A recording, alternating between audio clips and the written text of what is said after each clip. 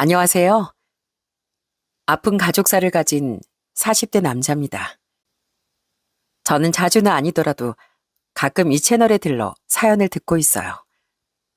그렇게 귀를 기울여 보면 가족을 인한 아픔을 가진 분들도 많더라고요. 저 또한 조금 특별한 가족사를 가지고 있는데 오늘은 그런 제 아픈 상처를 용기 내어 많은 분께 들려드리고 싶어요. 끝까지 잘 들어주시면 감사하겠습니다. 저희 집은 어린 시절 늘 소란스러웠습니다. 할아버지가 일찍 돌아가신 뒤 장남이었던 아버진 할머니를 모시고 살았는데요. 바로 그 할머니와 저희 어머니의 사이가 굉장히 좋지 않았거든요. 저희 아버진 당시 대형 병원에서 일하던 정형외과 의사였습니다. 반면 어머니는 할머니 말에 의하면 콩가루 집안 딸이었다고 해요. 어머니 또한 외갓집과 연을 끊고 살았으니 사정은 잘 모르겠지만 부모님이 두 분 모두 범죄자였다고 하더라고요. 할머니는 그런 어머니가 정말 마음에 안 드셨다고 합니다. 그래서 어머니에게 시집살이를 시켰는데 어머니는 결코 호락호락한 분이 아니었어요. 어머니는 할머니에게 똑같이 반말을 하기도 하고 못돼 먹은 노인네라는 말도 서슴없이 내뱉곤 했죠. 그랬기에 할머니는 더더욱 어머니를 극도로 싫어하셨던 겁니다. 어머니, 집사람 좀 그만 못 살게 구세요. 어머니가 그러니까 집사람도 더 반발하는 거잖아요. 손주들은 그렇게 예뻐하시면서 왜 그 엄마인 애들만 그렇게 싫어하세요? 아버진 두 사람 사이를 중재하려고 노력하셨지만 대체적으로 집에 계신 시간이 많이 없었습니다.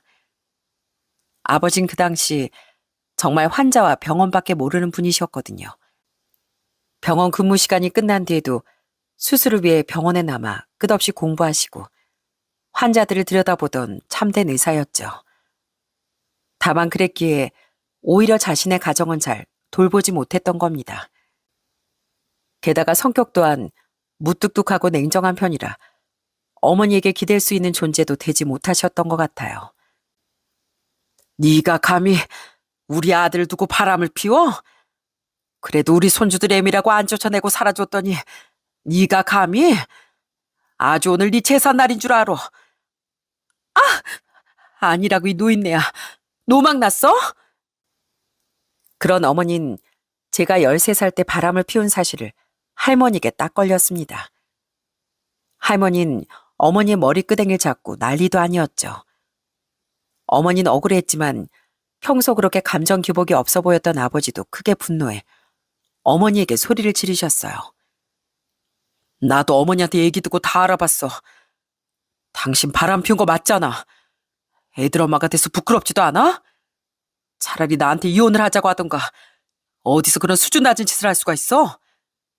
바람난 여자 자식이라고 손가락질 당하면서 그걸 애들 생각을 했어야지. 나가. 당장 이 집에서 나가. 이후 어머니는 끝까지 억울하다며 버티셨습니다. 저와 동생에게 울분을 토하면서요. 이건 다 모함이야. 엄마 그런 사람 아닌 거 알지?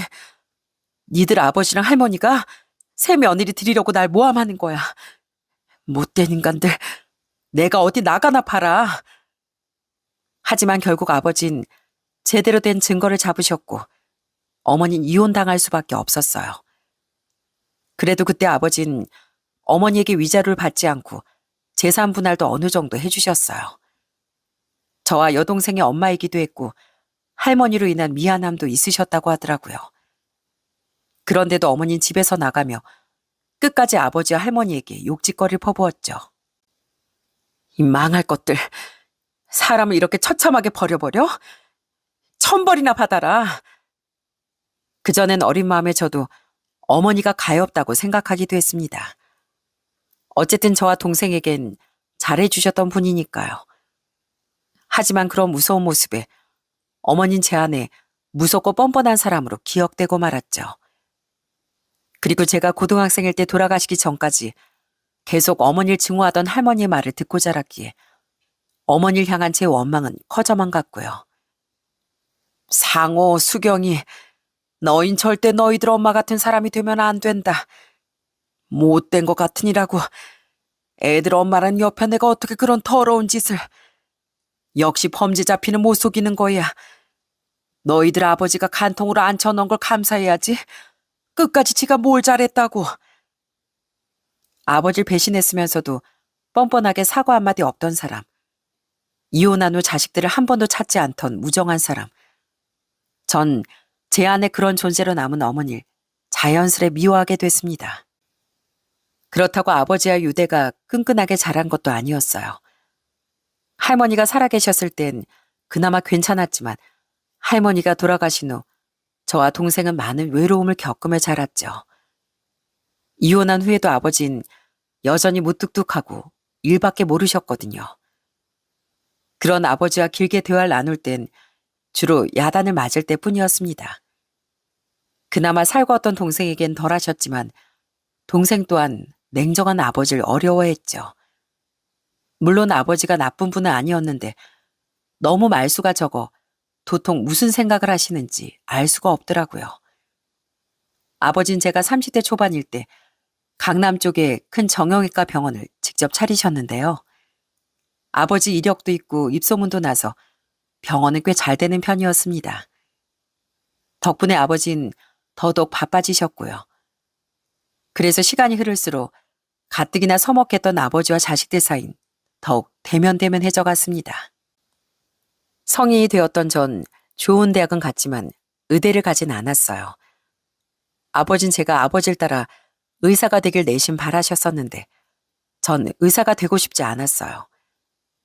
적성에 맞지도 않았고 무엇보다 환자만 알고 자식들에게 무심한 것 같았던 아버지 같은 사람이 되기 싫었거든요. 물론 의사인 아버진 존경했지만 아직 10대였던 당시엔 반항심이 앞섰던 거예요. 대학을 졸업한 전 대기업에 입사를 했고 동생도 평범한 직장인이 되었습니다. 그러다 20대 후반이 됐던 어느 날 저는 몰랐던 사실을 하나 알게 됐어요. 바로 동생이 그동안 아버지 몰래 드문드문 어머니를 만나며 지냈다는 겁니다. 2년 전에 엄마가 우리 회사 앞으로 찾아왔더라. 그동안 우릴 많이 그리워했는데 차마 용기가 안 나서 못 찾아왔었다고 우시더라고. 엄마를 많이 원망했었는데 엄마 사과를 들으니까 미움이 눈 녹듯이 녹아내리던 거 있지? 나도 모르게 그동안 엄마를 많이 그리워했었나 봐. 그래서 말인데 오빠, 실은 엄마가 오빠도 너무 만나고 싶어 해. 난 싫어. 우리가 자라는 내내 코빼기도 안 보이다가 이제 와서? 게다가 난 아버지 그렇게 배신한 어머니가 아직도 원망스러워. 너까지 어머니 만나지 말라고는 안 하겠지만 나한테까지 강요하지 마. 아직 어머니에 대한 원망이 깊었던 전 동생의 제안을 딱 잘라 거절했습니다. 그런데 이후 동생이 제 번호를 알려준 건지 어머니는 제게 직접 전화를 걸었더군요. 어머니는 제게 눈물로 용서를 빌었어요. 상호야, 아직도 엄마가 그렇게 밉니? 엄마 살면서 한 번도 너랑 수경이 있고 산 적 없어. 제발 엄마 좀 만나줘. 어? 엄마, 이제라도 널 조금씩이나마 챙겨주면서 살고 싶어. 전 싫어요. 전 엄마란 사람 없다고 생각한 지 오래입니다. 그렇게 제가 거절한 뒤에도 어머니는 어쩌다 한 번씩 전화나 문자가 오더라고요. 저를 보고 싶다는 똑같은 내용이었죠. 전 그런 어머니의 연락을 전부 거절했습니다. 그랬더니 아버지가 병원을 차리신 지 1년쯤 뒤부터인가 더 이상 연락을 해오지 않더라고요. 거듭된 제 거절에 드디어 어머니도 포기를 했던 거죠. 하지만 그런 어머니 대신 동생이 중간중간 자꾸 어머니의 소식을 알려주며 절 설득하더라고요. 오빠 나중에 진짜 후회해. 그래도 우릴 낳아준 엄마잖아. 엄마 얼마 전에 재혼해서 살던 그 아저씨하고도 갈라섰대. 엄마 진짜 혼자야. 이 정도 시간이 지났으면 그만 용서할 때도 되지 않았어? 싫다고 몇 번을 말해. 난 아직 어머니가 밉다고. 겨우 잊고 살았는데 이제 와서 다시 어머니를 만나라고? 난 그냥 이대로 살 거야. 차라리 어머니를 덜 미워했다면 어머니를 쉽게 만났을 겁니다. 아버지로 인해 외로웠던 만큼 분명 어머니에 대한 그리움도 커졌으니까요. 하지만 단 한 번도 우리를 찾아오지 않았던 어머니에게 실망해 전 어머니를 완전한 미움의 대상으로 굳혀버렸던 겁니다. 그래서 어머니를 만나길 거부했던 거고요. 그런데 계속 시간이 흐르고 동생의 설득도 층층이 쌓이니 그런 제 미움도 약해지더라고요. 그리고 제가 37살일 때 동생은 그런 제 마음을 더욱 약해지게 만들었어요. 엄마 지금 암 투병 중이래. 나도 뒤늦게 알았어. 뭐? 암? 어, 다행히 이게 발견돼서 지금은 수술받고 통원으로 항암 치료 받으면서 지내고 있대. 다음 주가 마지막 항암이고 또 그 뒤엔 회복에 집중하려고 하신다더라. 오빠, 엄마 그렇게 편찮은 시기까지 한데 이젠 엄마 좀 용서해주면 안 돼? 아빠하고 그렇게 됐어도 어쨌든 우리를 낳아주신 분이잖아. 오빠 엄마랑 안 본 지 벌써 24년이야. 그 정도면 엄마도 제값 치를 만큼 치렀다고 생각해. 엄마가 오빠를 정말 너무 보고 싶어 해. 어머니가 암에 걸렸다는 말에 심장이 쿵 하고 내려앉더군요. 동생은 흔들리는 제 마음을 눈치채고 저를 계속 설득했어요. 엄마, 아빠랑 헤어지고 평생을 반성하면서 살았대. 아빤 외롭게 하고 할머니는 엄마를 하도 들들 볶았으니까 너무 괴롭고 외로워서 다른 마음이 생겼었대. 어릴 때 바람 피운 엄마가 용서가 안 됐지만 이렇게 크고 나니까 난 100번 양보해서 엄마 마음도 이해가 가긴 가. 엄마가 오죽했으면 우리를 못 찾아왔을까 싶기도 하고. 오빠, 이러다 더 늦으면 정말 후회할지도 몰라. 한 번 만난 줄 수 있는 거잖아. 어? 결국 전 동생의 설득에 못 이겨 어머니를 한 식당에서 만나게 됐습니다. 중간중간 목소리만 들었지 그렇게 직접 만난 건 동생 말대로 24년 만이었죠. 저와 헤어질 때만 해도 젊었던 어머닌 어느새 60대 초반의 중년이 되어 있었어요. 어머닌 절 보자마자 울음을 터뜨리며 오열하셨습니다. 상호야, 언제 이렇게 컸니? 내가 엄마로서 얼마나 자격이 없는지 안다. 이 엄마 원망 많이 했지? 근데 엄마, 정말로 널 하루도 빠짐없이 그리워하면서 살았어.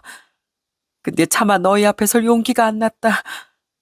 바람 피운 주제에 끝까지 사과 한마디 못하던 내가 너무 부끄러웠어. 네, 저도 어머니가 너무 창피하고 원망스러웠어요. 대체 왜 그러셨어요? 차라리 진즉에 아버지랑 갈라서시지. 대체 왜 그러셨냐고요. 부끄러운 줄 모르고 끝까지 악당까지 퍼붓고 사라지셨잖아요. 그래놓고 자식들을 한 번 찾지도 않던 어머니를 제가 얼마나 미워했는지 아세요? 내가 억울해서 그랬다.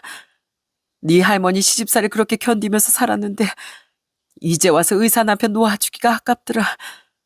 그때 나도 어렸지 않니? 나도 그때 낭만 남았었어. 그렇게 버티고 살았는데 나도 여자인지라 너무 외롭더라. 그래서 그럼 몹쓸 짓을 하게 됐는데 난 내가 바람을 피운 것도 네 아버지랑 할머니 때문이라고 생각해서 더 억울했었어. 그래서 그랬다. 아까 말했지만 뒤늦게 그런 내 자신이 너무 부끄러워서 너희들 앞에 나타날 수가 없었던 거야. 그래도 나중에 겨우 용기를 내서 수경이부터 찾아왔던 거다. 어머닌 자신이 제게 줄 수 있는 건 변명밖에 없다며 미안하다는 말만 반복하더라고요. 그런 어머니의 오열에 저도 눈물이 터져버리고 말았습니다. 애써 누리며 살던 어머니를 향한 그리움이 터져버렸던 거예요.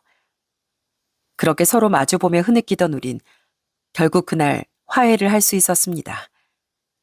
세월 때문에 어머니를 향한 미움이 많이 옅어지기도 했고 어머니의 말을 들으니 비로소 그때 어머니의 마음도 어느 정도 이해가 되더라고요.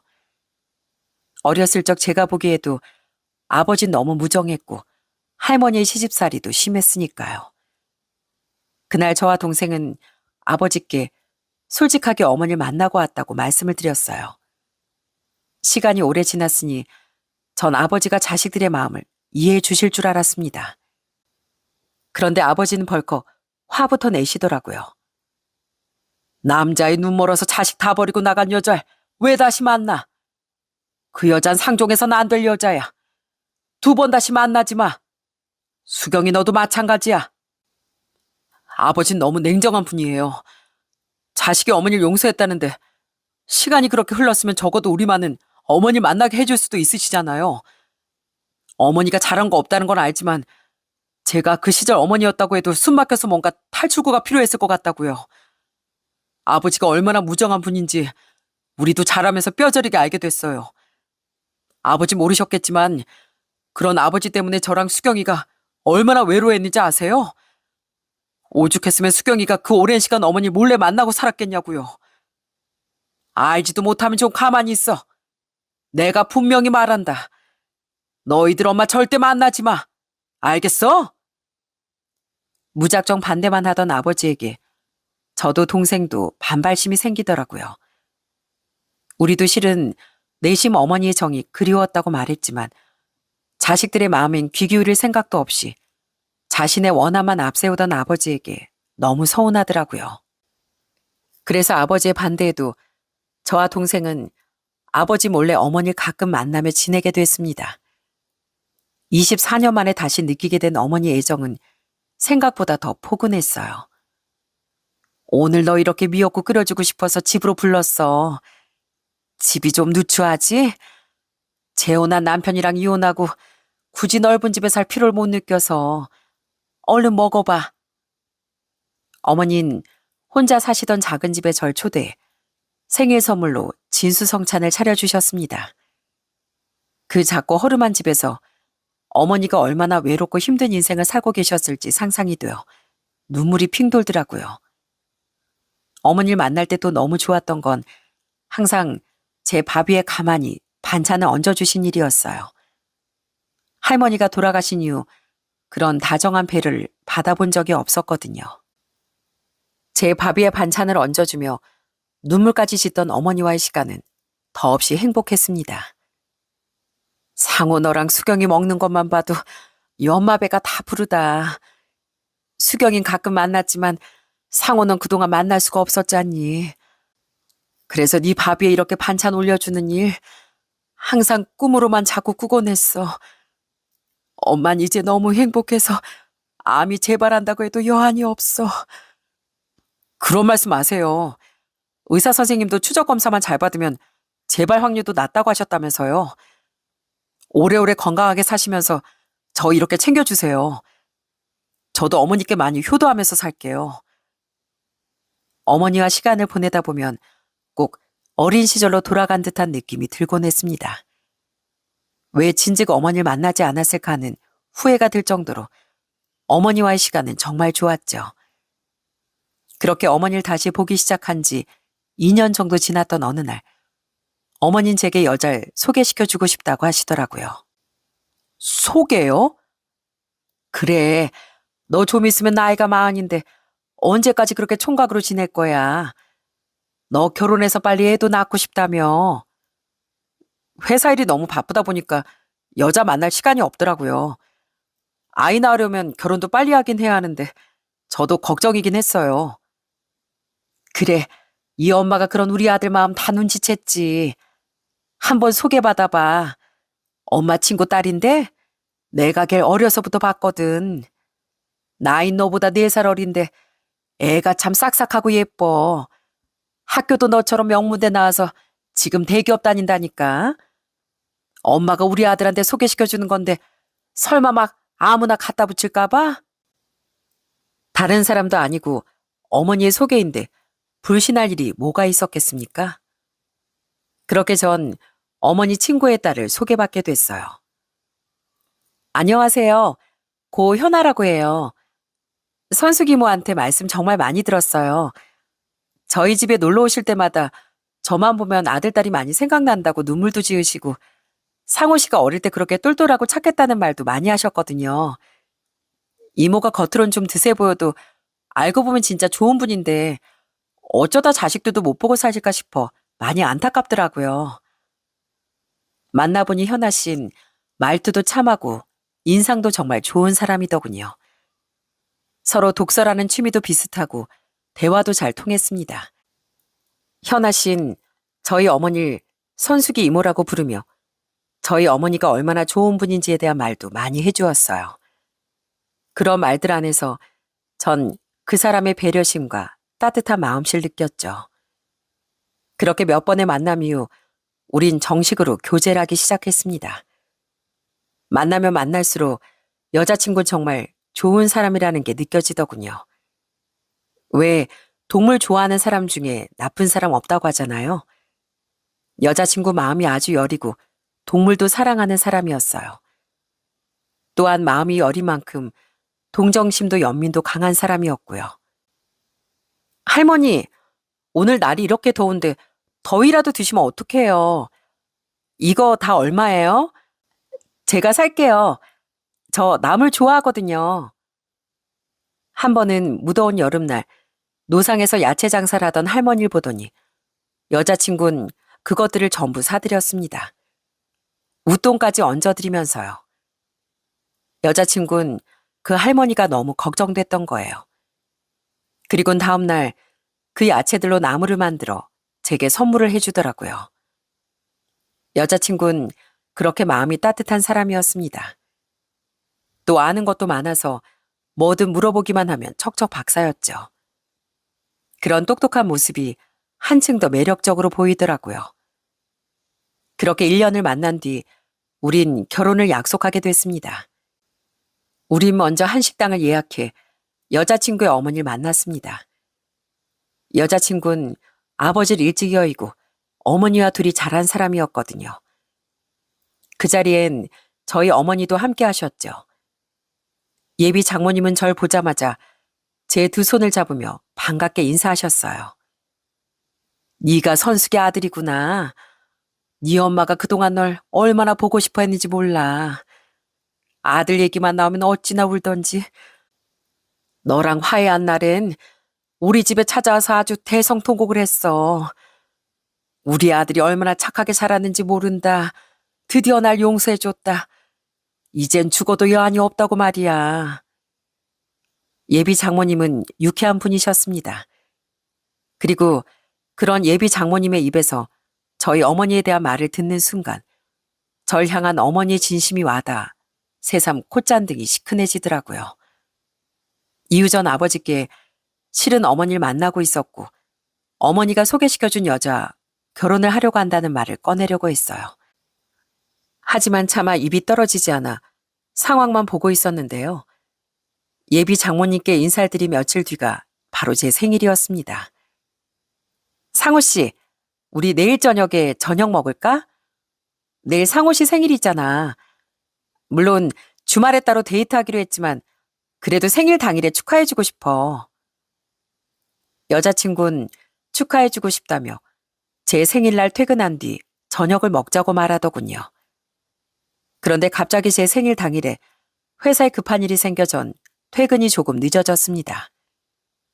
여자친구는 괜찮다며 저희 회사 앞에서 기다리고 있겠다고 말했어요. 저는 절 기다릴 여자친구를 생각하며 일을 서둘렀는데요. 생각보다 진행 속도가 빨라져 일을 빨리 끝낼 수 있었답니다. 저는 어디 들어가지도 않고 회사 앞에서 절 기다릴 여자친구 생각에 얼른 달려나갔어요. 그렇게 회사 밖으로 나가보니 저희 회사 건물 모퉁이 쪽에 꽃다발을 들고 서 있는 여자친구의 옆모습이 보이더라고요. 저는 반갑게 여자친구를 부르려고 했습니다. 그런데 여자친구는 누군가와 통화 중이더군요. 저는 통화에 방해되지 않게 조심스레 여자친구에게 다가갔어요. 제게 살짝 뒷모습을 보이고 있던 여자친구는 아직 제가 나온 줄 모르고 있었는데 여자친구 가까이로 다가간 전 여자친구의 통화 내용을 듣고 큰 충격에 빠졌습니다. 이모. 나 이모 아들 회사 앞. 만나기로 했으면 빨리빨리 끝내고 나올 것이지.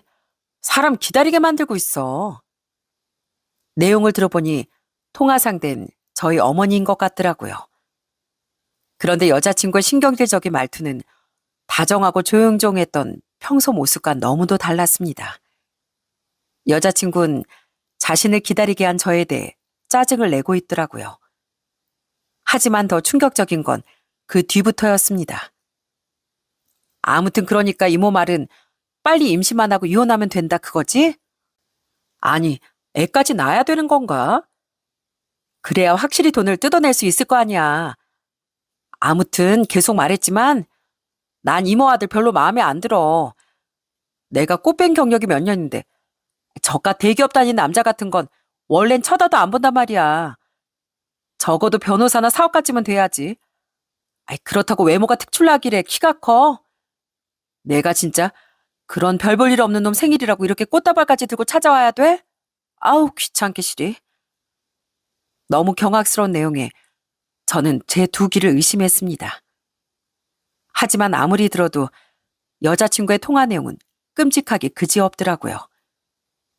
그러니까 여자친구는 자신의 입으로 자기가 꽃뱀이라고 말하고 있던 거예요. 전 설마 진짜로 그 통화 상대가 저희 어머니인지 확인을 해봐야 했습니다.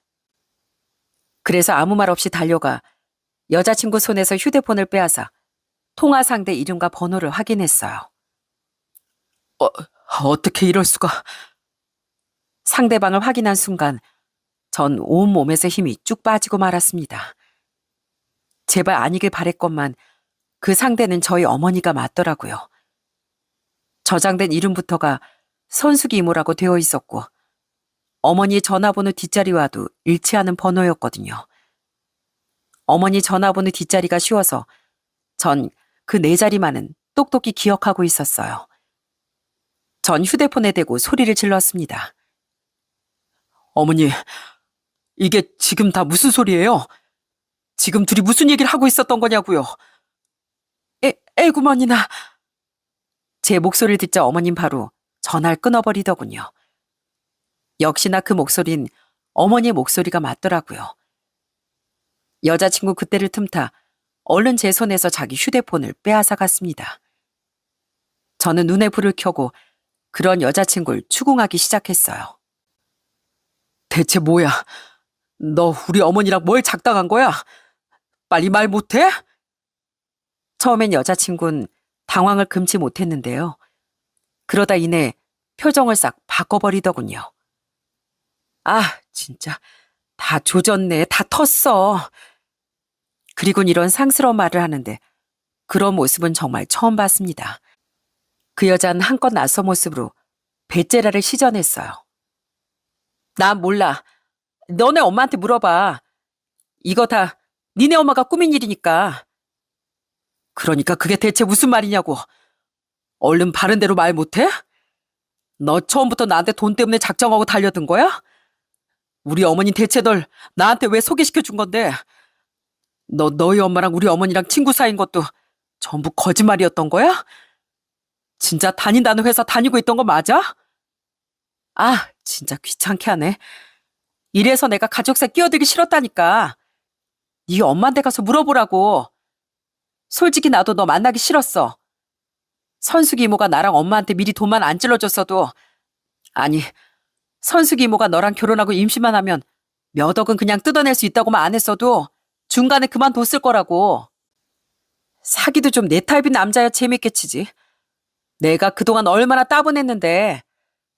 우리 엄마 뭐 그런 귀찮은 친구를 둬가지고. 근데 너도 참 불쌍하다. 어쩌다 그런 목 같은 엄마를 뒀냐? 얘기를 들어보니 두 어머니가 친구인 점, 그리고 여자친구와 예비 장모였던 사람이 모녀 관계인 거 맞는 것 같더라고요. 그 여잔 저더러 불쌍하다고 비아냥대며 그냥 자리를 벗어나려고 했습니다. 전 그런 그 여자에게 버럭 으름장을 놨어요. 거기 안 서? 너 이거 명백한 사기야. 넌 내가 제대로 콩밥 먹여줄 줄 알아. 따라와. 당장 경찰서 가게. 경찰서? 잠깐만. 난 아직 뭐 너한테 뜯어낸 것도 없는데 무슨 경찰서야. 이거 놔봐. 내가 다 말해주면 되잖아. 말해주면. 경찰이라는 말에 그제야 그 여자는 꼬리를 내리고 모든 사실을 실토하더군요. 그 진실은 경악스럽기 짝이 없었습니다. 저희 어머니와 그 여자의 엄마는 무려 교도소 동기였다고 하더라고요. 너 모르지? 네 엄마 완전 사기꾼이야. 뭐 우리 엄마도 마찬가지지만 너네 엄마 사기 전과로 교도소만 3번을 들락거린 사람이야. 그러다 우리 엄마도 만나게 된 거고. 솔직히 나도 꽃뱀짓 하면서 교도소도 한번 다녀오긴 했지만 네 엄만 진짜 상습 사기꾼이라니까. 그 아줌마랑 살다 이혼했다는 남자 있지?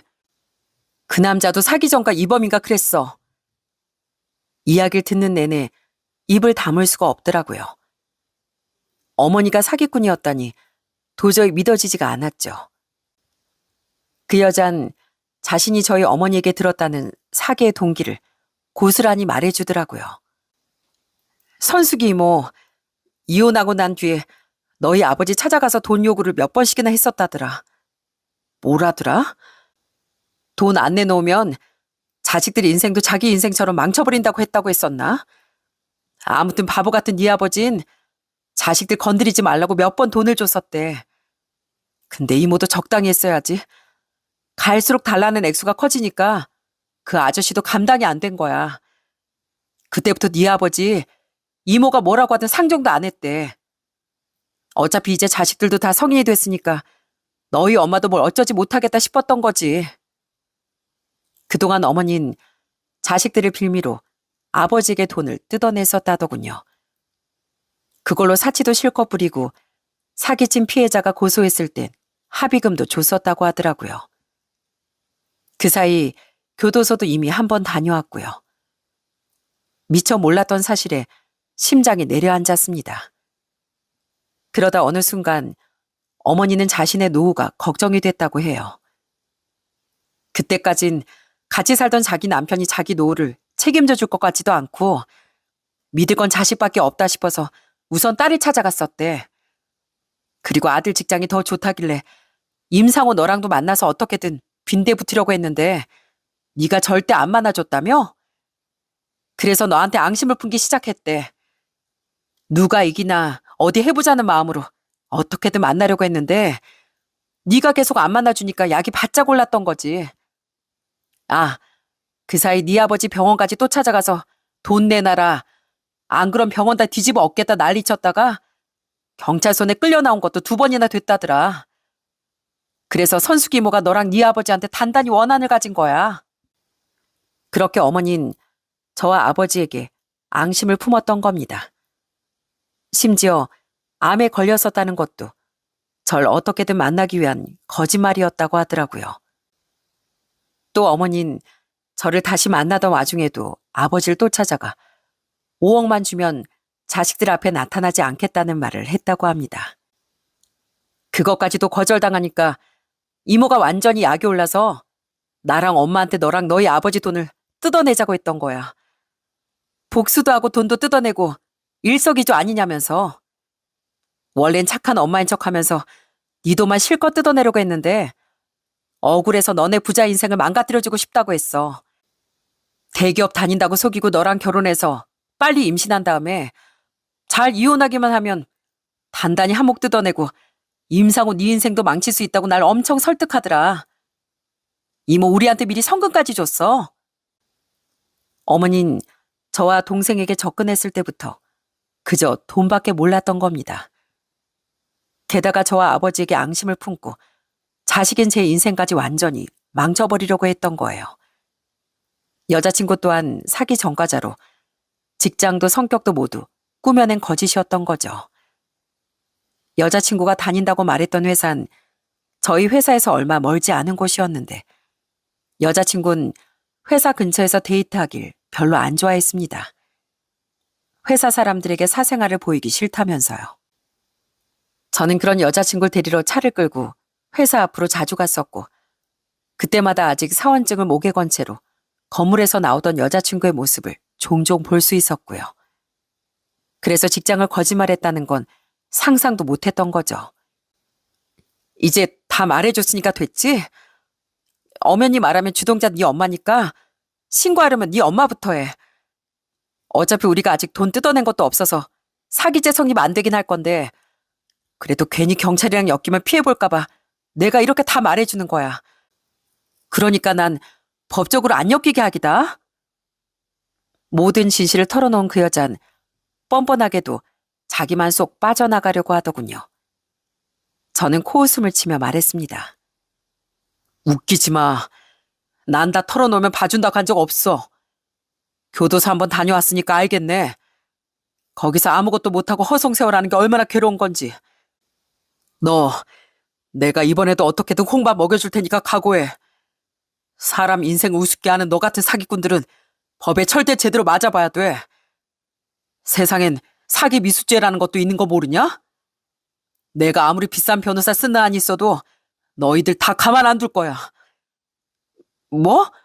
아니, 그런 게 어딨어. 여기 있다, 왜? 사람만 가지고 놀면서 범법 저지를 땐 죄값 치를 각오도 당연히 했어야지. 내가 널 얼마나 진심으로 좋아하고 아꼈는데 감히 사람 마음을 이런 식으로 찢어 발견하? 앞으로 법정에서 보자, 어? 야, 임상호, 상호 씨! 전 분노로 차오르던 눈물을 꾹 참으며 절 부르던 그 여자를 뒤로 앉혀 자리를 벗어났습니다. 전 차에 타자마자 동생에게 전화를 걸어 모든 사실을 알려줬어요. 너 정말 몰랐어? 어머니가 그런 개차반 인간인지. 엄마가? 난 몰랐어. 알았으면 미쳤다고 엄마를 만났겠어. 어떻게 엄마가 자식한테 이럴 수가 있어. 동생은 기절초풍하며 제가 있는 곳으로 달려왔더군요. 우린 계속 어머니에게 전화를 걸었지만 어머니 끝까지 전화를 받지 않더라고요. 그래서 우린 아예 어머니의 집으로 쳐들어갔어요. 어머니는 우리에게 문을 열어주지 않았지만 우린 비밀번호를 알고 있었거든요. 언제든 편하게 드나들라며 우리에게 자기 집 비밀번호를 알려준 어머니 실수였어요. 상호야, 수경아. 집에 들이닥친 우리를 본 어머니는 어떻게든 상황을 모면해보려 불쌍한 표정을 짓더라고요. 하지만 제가 이미 모든 사실을 다 들었다고 소리치자 이내 표독스럽게 우리를 노려보는 겁니다. 그래, 내가 너랑 네 아버지 좀 뜯어먹으려고 그랬다. 왜? 에이, 다 된 밥이었는데. 드디어 본색을 드러내시네요. 대체 왜 그랬어요? 왜요? 아무리 내가 안 만나준다고 했어도 그렇지. 난 당신이 배 아파 낳은 자식이었잖아요. 어떻게 자식 인생을 이렇게 망치려고 들 수가 있냐고요. 네가 날 무시했잖아. 수경인 그나마 날 만나라도 줬지. 넌 내가 거의 8, 9년을 조르고 나서야 마지못해 만나준 거 아니야? 그 거지 같은 네 아버지랑 할머니 편만 들면서 난 평생 이를 가면서 살았어. 날 버린 네 아빠는 그렇게 잘 먹고 잘 사면서 난 왜 이렇게 가난하게 살아야 돼? 내가 낳아준 덕에 넌 그렇게 떵떵거리면서 잘 살고 있는데 왜 나만 이렇게 살아야 되냐고. 그래서 그랬다. 왜? 복수도 하고 싶고 돈도 뜯어내고 싶어서. 내가 2년, 아니 3년 동안 너한테 얼마나 공을 들였는데 에이, 재수없어. 재수가 없다고요? 어머니가 그렇게 산 건 어머니가 제대로 못 살았었는데 왜 그걸 아버지랑 내 탓을 해요? 누가 사기치고 교도소 들락거리면서 살라고 했어요? 그래요. 예전엔 아버지랑 할머니도 잘한 거 없죠. 근데 어쨌든 바람 피운 거 그쪽 선택이고 그 이후의 삶은 당신 스스로 망친 거잖아요. 그럼 부끄러운 줄 알아야지. 어떻게 오히려 앙심을 품고 자식 인생까지 망치려드냐고요. 엄만 진짜 사람도 아니야. 엄마 보자마자 눈물부터 터졌던 나보고 엄마 속으로 엄청 웃겼겠다. 얘한테 뭐라도 뜯어먹을 수 있겠구나 하고. 어떻게 엄마에 대한 자식의 그림을 그렇게 이용해 먹을 수가 있어? 난 그런 것도 모르고 오빠 인생 다 망쳐버릴 뻔했잖아. 난 평생 엄마 저주하면서 살 거야. 엄마가 죽으면 장례식에도 안 갈 거라고. 경멸스럽게 짝이 없던 어머니 말을 듣고 저도 동생도 분통이 터져 울부짖었습니다. 하지만 어머니는 끝까지 뻔뻔한 표정으로 말했죠. 그래, 어차피 니들한테 돈 뜯어먹고 사는 인생도 텄는데 그러든가 말든가. 그래서 뭐 니들이 엄마인 날 어쩔 건데? 뭐 경찰에 신고라도 하려고? 내가 그래도 엄마인데? 내가 상훈이 성적을 좀 알았는데 넌 절대 그런 애 못 돼. 매정한 척해도 마음이 엄청 여리거든. 아니요? 사람 잘못 보셨네요. 전 어머니도 그 여자들도 다 고소해서 법적 처벌 받게 할 겁니다.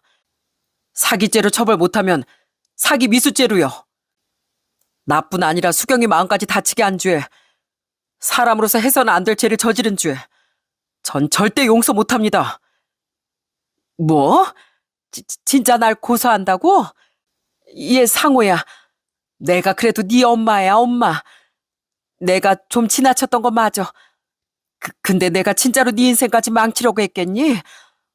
엄만 그냥 대충 돈만 뜯어내고 그 여자한테 제 애 갖자마자 이혼하라고 했다면서요. 어디서 그런 말도 안 되는 변명이에요? 분명히 말하는데 선처는 없습니다. 제가 고소하겠다고 하자 그제 어머니는 다시 돌변한 표정으로 위기를 모면하려고 하더군요. 하지만 저와 동생은 차디찬 태도로 뿌리치고 그 집을 나와버렸죠. 집으로 돌아온 우린 아버지에게 모든 이야기를 솔직히 털어놨습니다. 아버진 큰 충격을 받고 털썩 소파에 주저앉으셨어요. 전 그런 아버지에게 눈물을 흘리며 물었습니다. 왜 저한테 어머니 정체 말 안 하셨어요? 저희 위해서 어머니한테 돈을 뜯기신 것도, 계속 어머니가 우리를 들먹이면서 돈을 요구한 것도요. 아버지는 어머니가 전과자인 것도 알고 계셨죠?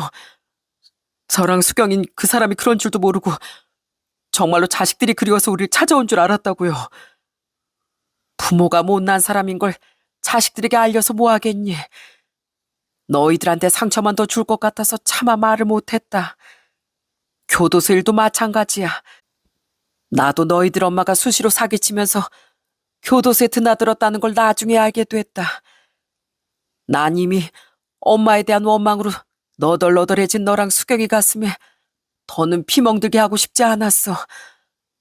근데 그 여자가 너한테까지 원한을 품었을 줄은. 미안하다. 이 아버지 생각이 짧았다. 아버진 그때 더는 우리에게 화를 내지 않으셨습니다. 아버진 제가 어머니 얘기를 꺼냈을 때 우리를 지키려고 화를 내셨던 거예요. 우리가 상처받을까봐 어머니의 정체에 대해 말은 못하고 그저 우리를 어머니에게서 멀리 떼어놓으려 하셨던 거죠. 실은 저랑 수경이요. 아버지랑 살면서 부모 정에 많이 굶주렸었어요. 그래서 더 아버지를 속이고 어머니 만나왔던 것 같아요. 아버지 워낙 냉정하시고 자식들에게 관심도 없으신 것 같아서 그래서 더 어머니가 주는 정에 약해진 것 같았다고요. 그런데 아버지가 우리 때문에 어머니한테 돈까지 주셨을 줄은 정말 몰랐어요. 속여서 죄송해요. 아니다. 애초에 너희들에게 솔직하지 못한 내 탓이야. 그리고 너무 서툴러서 너희에게 제대로 애정을 표현하지 못한 내 탓이다. 그러니까 너희가 사과할 일이 아니야. 내가 너희한테 미안하다. 그때 아버지의 눈물을 처음 봤습니다. 죄송하다는 저와 동생의 사과에 아버지는 오히려 자신이 사과를 해주시더라고요. 고개를 푹 숙이신 아버지의 정수리엔 흰머리가 가득했고 그 순간 눈물이 더 쏟아졌어요. 아버지가 언제 이렇게 늙으셨지. 아버지도 실은 많은 고통을 감당하며 사셨겠구나. 아버지도 서툴지만 자신만의 방법으로 자식들을 사랑하셨구나 하는 생각들이 밀려왔거든요. 동생과 전 그런 아버지를 부둥켜 안았고 우리 가족은 그렇게 아주 오랜만에 서로의 진심을 확인할 수 있었답니다. 이후 전 그 세 여자를 모두 고소했어요. 어머니까지 전부 다요. 아버지에게 돈을 그렇게 뜯어갔으면서 자식 인생까지 망치려는 어머니를 도저히 용서할 수 없었거든요. 아버지 또한 어머니를 절대 가만둘 수 없다며 일을 가셨고 큰 상처를 받은 동생을 생각해서라도 도저히 어머니의 죄를 눈감아주기 힘들더라고요. 하지만 제가 아직 금전적으로 피해본 것이 없어 역시나 그 세 사람을 사기죄로 처벌하긴 힘들었습니다. 그래도 그들은 사기 미수죄 혐의로 법정에 설 수밖에 없었어요. 그렇게 재판에 서기 전 어머니는 저희 집 앞까지 찾아 마지막 발악을 하더라고요. 이 나쁜 인간아, 날 버리는 걸로 내 인생을 망쳐버리더니 귀엽고 자식을 지켜서 날 콩밥을 먹이려고 해? 상호 수경이 너희도 똑같아. 이 배은망덕한 것들. 왜 니들만 잘 살아? 내 인생은 망쳐놓고 왜 니들만 잘 살려고 하냐고. 아! 그날은 정말 오랜만에 저희 가족 모두 외식을 하고 돌아오던 길이었습니다. 저는 폐악을 부리던 어머니로부터 아버지를 지키려고 했어요. 하지만 그런 저보다 먼저 아버진 번개같이 어머니의 뺨을 내려쳐 버리셨죠. 그리고 아버진 어머니로부터 우리를 지키셨습니다. 자식이 잘못되길 바라는 부모가 세상에 어딨어. 당신의 애들 앞에 엄마라고 나설 자격도 없어. 우리 애들 표현은 못해도 뒤에서 어디 잘못되기라도 할까 전전긍긍하면서 귀하게 키운 내 전부야. 그런 우리 애들 인생에 또 나타나기만 했단 봐. 내가 병원을 접는 한이 있더라도 내 모든 걸 다 동원해서 당신 인생 산산조각 나게 만들어버릴 테니까. 알았어? 혼자만 꽁꽁 숨겨서 간직했던 아버지의 진심에 순식간에 눈물이 차오르더군요. 그런 눈물을 애써 꾹 참으며 이번엔 저와 동생이 합심해서 어머니를 쫓아냈습니다. 결국 어머니는 우리 모두에게 심한 악담만 들은 뒤 쫓기듯이 도망칠 수밖에 없었어요. 이후 어머니는 친구 모녀에게 돈까지 주고 사기를 주도한 주동자로서 실형을 피할 수 없었답니다. 동종 전과가 여러 개였으니 가중 처벌이 됐던 거예요. 어머니 친구 모녀 또한 전과자였기에 똑같이 가중 처벌이 됐고요. 전 여자친구는 직장을 속이려 사원증을 위조한 게 사문서 위조에 해당되어 어머니보단 짧은 실형을 선고받았습니다. 그리고 그 어머니의 친구는 그나마 죄질이 약해 집행유예를 선고받았고요. 조직 범죄를 저지른 것도 세 사람의 처벌 수위를 높이는데 한몫했다고 하더라고요. 아무리 그래도 어떻게 어머니를 감옥에 보낼 수 있냐고 말하는 분도 계실 것 같은데요. 저는 바로 그 어머니였던 사람에게 당했던 만큼 분노도 더욱 컸던 겁니다.